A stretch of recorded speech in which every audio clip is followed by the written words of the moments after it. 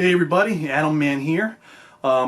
Most of you that know me from my YouTube channel know that I don't like to do anything political normally. However, recent events have kind of spurred me on to make this video. While still remaining pretty unpolitical, I thought that it was necessary for me to chime in here and tell you my thoughts on what's going on and what you should do about it, okay? The recent stuff having to do with Iran, I believe is a real threat, okay? And I'm not saying this to scare you. This is not one of the channels that makes videos to try to scare people to get to buy my gear or whatever it is, okay? I'm not selling you anything at all.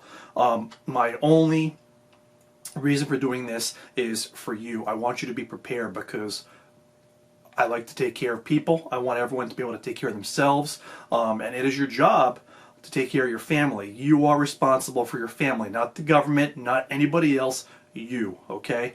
So I believe there's a real threat now because of the situation in Iran.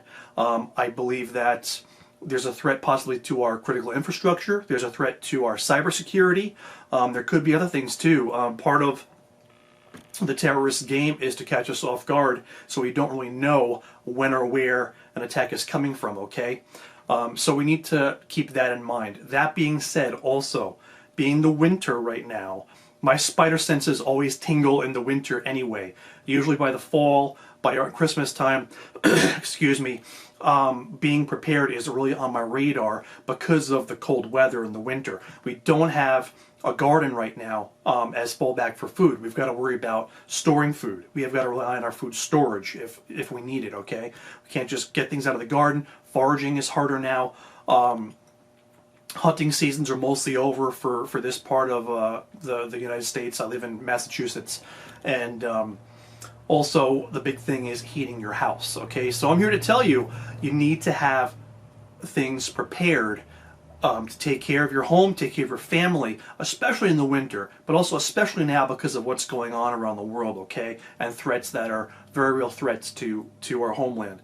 So do you have a way to heat your house? A fireplace is good, but understand that if you use that, while it may make the surrounding area in that room, if it's your living room or whatever, or your den, that might be warm, but it may draw cold air into the rest of your house, okay? So you need to be able to, you need to know how to close off areas by hanging blankets in the doorways to keep an area warm. Also, you need to shut off the water, open up faucets to let water trickle out in case it starts to freeze. You need to know all these tricks to do. Besides a fireplace, do you have a wood stove? One of my preps is I always keep a few boxes of Duraflame logs or something equivalent to Duraflame logs.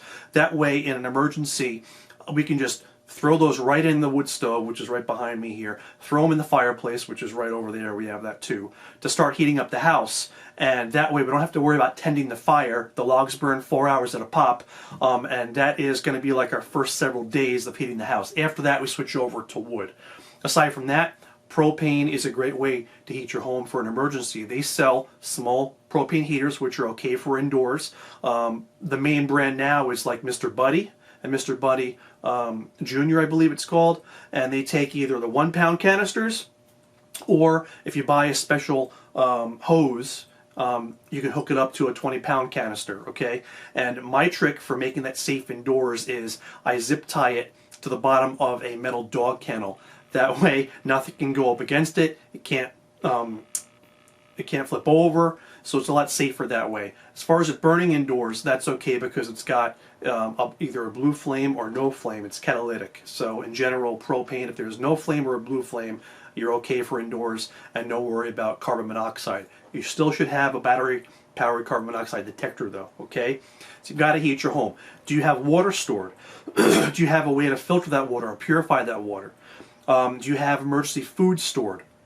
You should probably have at least 1 month of basic food storage, and follow the thing that's, you know, buy what you eat what you buy, store what you eat what you store, that kind of thing. Make sure you're able to feed your family and your pets too. Do you have a first aid kit? Make sure you have at least a basic first aid kit for the house and a first aid kit for your car. Also, prescriptions. If you or anyone in your family is on prescription meds, you need to make sure you have extras, okay? If you explain to your doctor why you want to keep extras, as long as it's not something like a narcotic that they would worry about giving you extra of, okay? If it's something normal, like for me, it would be like an asthma inhaler or allergy meds, they shouldn't have a problem giving you, a month or two extra of that. If your doctor's got a problem with something like that, I recommend you get a different doctor or healthcare practitioner, honestly, okay? It's very, very important to store up your meds, all right, guys? So, also, security for your home. You need to have some way to protect your family. I don't care if it's a firearm or not. I'm not here to debate with you whether you should have a firearm or not. You should have something, pepper spray. Even if it's like a baseball bat, guys, have some way to defend yourself and protect your family. That is your job, okay? What else? On the go, when you're traveling in your car, do you have a get-home bag in your car? Do you have a blanket? Wool blankets are awesome for the car, or a sleeping bag is awesome for the car. Do you have ways to charge your phone? Keep your phone charged. Your phone is one of your major survival tools, okay? Our smartphones are amazing. They can do so many things now. There's so many free apps you can get for them now that'll help you. Scanner radio, flashlight apps, all kinds of cool things you can get. Make sure you have a way to charge your phone. In your car, you should have a wall outlet, a 12-volt socket outlet, and you should also have one of those little battery packs that you can charge up and keep charged, and you can plug your phone into that to charge it if you need to in an emergency, okay? Keeping your phone charged is so, so important. So these are just some of my thoughts, guys. You've got to be prepared. And not just because of what's going on. Like I said, the winter is a really rough time for there to be an emergency. And I don't want any of you guys to be sick. I don't want you to be starving. I don't want you to freeze or anyone in your family to go through this. It's unnecessary. But you've got to be a responsible adult. You've got car insurance. You've probably got life insurance. You've got home insurance or rentals insurance.